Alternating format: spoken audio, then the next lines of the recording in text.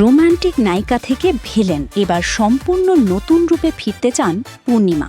বাংলা চলচ্চিত্রের অন্যতম জনপ্রিয় ও নন্দিত অভিনেত্রী দিলারা হানিফ পূর্ণিমা প্রায় ২৮ বছরের অভিনয় জীবনে দর্শক তাকে দেখেছেন একজন রোম্যান্টিক, কোমল আর সৌন্দর্যের প্রতীক নায়িকা হিসেবে। কিন্তু এবার সেই পরিচিত ইমেজ ভেঙে একেবারে নতুন রূপে পর্দায় ফিরতে চান তিনি। কেমন সেই নতুন রূপ? কেন হঠাৎ ভিলেন হতে চান পূর্ণিমা? চলুন জেনে নেওয়া যাক বিস্তারিত।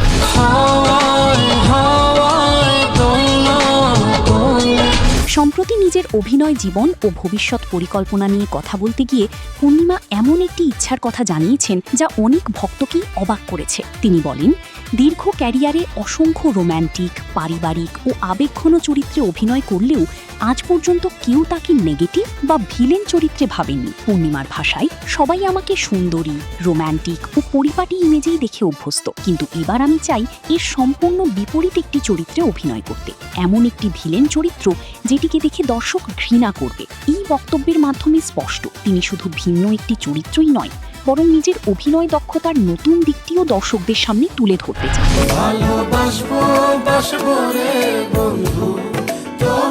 মাত্র ১৫ বছর বয়সে চলচ্চিত্রে যাত্রা শুরু করেন পূর্ণিমা। ১৯৯৮ সালে মুক্তিপ্রাপ্ত এ জীবন তোমার আমার সিনেমায় রিয়াজের বিপরীতে অভিনয়ের মাধ্যমে বড় পর্দায় অভিষেক হয় তার। প্রথম ছবিতেই দর্শকদের মন জয় করেন তিনি। এরপর একের পর এক উপহার দেন জনপ্রিয় ও ব্যবসা সফল সিনেমা, যার মধ্যে রয়েছে মনের মাঝে তুমি, হৃদয়ের কথা, বিয়ের প্রস্তাব, পরাণ যাই জ্বলিয়ারে, শুভা, শাস্তি, যোদ্ধা, সন্তান যখন শত্রু, পিতামাতার আমানত সহ আরও অনেক আলোচিত চলচ্চিত্র।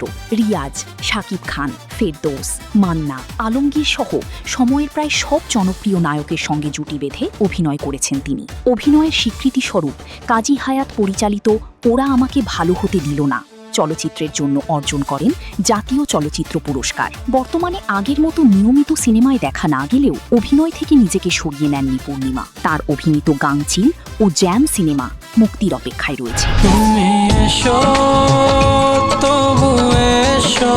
এছাড়া সর্বশেষ তিনি অভিনয় করেছেন আহারে জীবন চলচ্চিত্রে।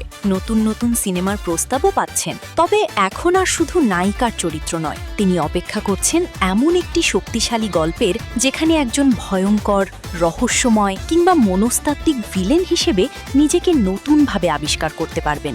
বাংলা সিনেমায় পূর্ণিমাকে দর্শক বরাবরই ভালোবেসেছেন একজন রোমান্টিক নায়িকা হিসেবে, কিন্তু সময়ের সঙ্গে সঙ্গে অনেক অভিনেতা অভিনেত্রী নিজেদের ইমেজ বদলে নতুন চ্যালেঞ্জ গ্রহণ করেন। পূর্ণিমাও এবার সেই পথেই হাঁটতে চান।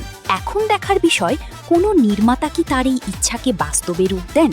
আর যদি সত্যি ভিলেন চরিত্রে পূর্ণিমাকে দেখা যায়, তাহলে দর্শক তাকে কতটা গ্রহণ করবেন? আপনার কি মনে হয়, পূর্ণিমাকে ভিলেন চরিত্রে দেখতে চান? কমেন্টে অবশ্যই আপনার মতামত জানান। ভিডিওটি ভালো লাগলে লাইক, শেয়ার।